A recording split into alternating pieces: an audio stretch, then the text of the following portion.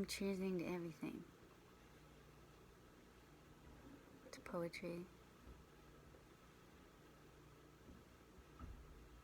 To the waking dream that is life. The chance to feel all the things I ever feel. To teaching art. To being an explorer of ideas.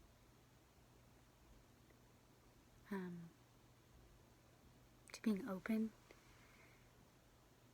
To being grateful to everything. Nothing is a threat. Everything is a chance of learning. The only things that are threats is if somebody's like actually going to kill me. But I don't know. Just feeling really grateful to be alive.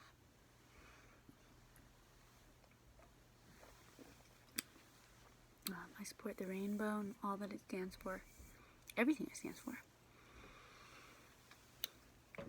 Hopefully, systems of non-consensual violent hierarchies are on their way out. But before those will end, hopefully gender does. But anyways, on an entirely different subject matter. The North Pole and the South Pole.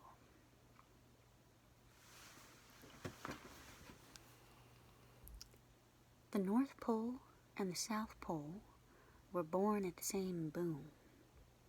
They came out with a big old bang, unfurled with a zing-zang-zoom. Well, they came out with a brass band and angels born, full form, rising from their cosmic womb, cried, hurrah, hurroom.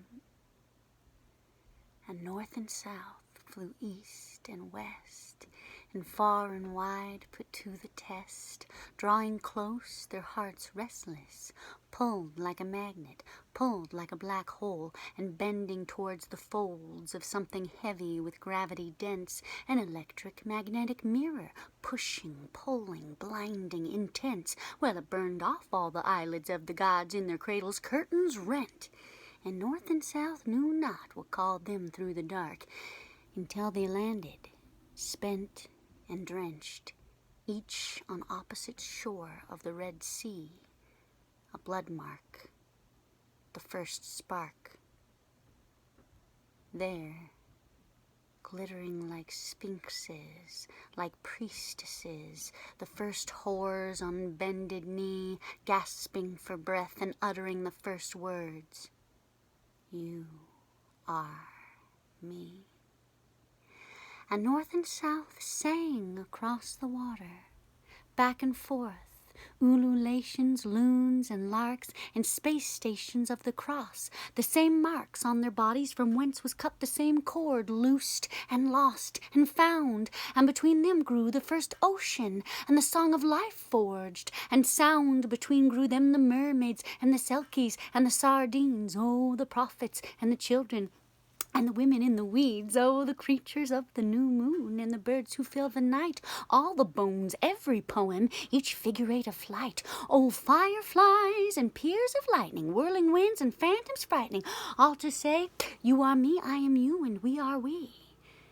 And they sang across the water to each other, birthing life and stories long, and they never once did touch, except through the places where the song became the same ring on an endless gong, and 1,000 different flowers bloomed, pulled from dream to flesh by the demanding holy throng. Oh, the violence of communion, it never hurts a bit, but it rings out a body like a babe milking a tit, like a prayer flag, whipping in the storm, in the glory born, unraveling like for what it was woven and formed to do, stretched out, undone in its making, greater than the sum of its boom-boo. Ooh, la la la, loo loo loo. North and south came through for the multiverse that day. They built a world between them, and they never knew what to say. Except one day, one of them, no one could really tell who it happened just so fast. Well, one pole ran for the other. and then the other joined at last. And they ran into each other, burned up the whole salt sea.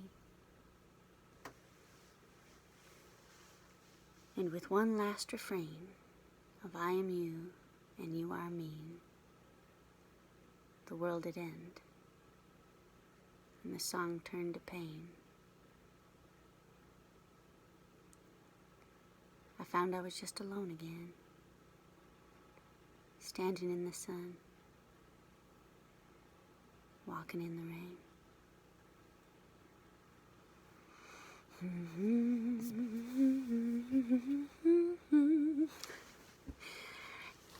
It's a poem about everything.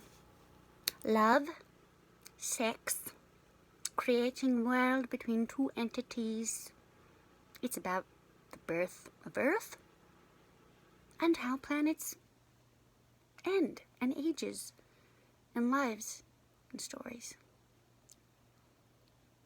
And how everything begins in a song on the reflection of I am you and you are me. I love you.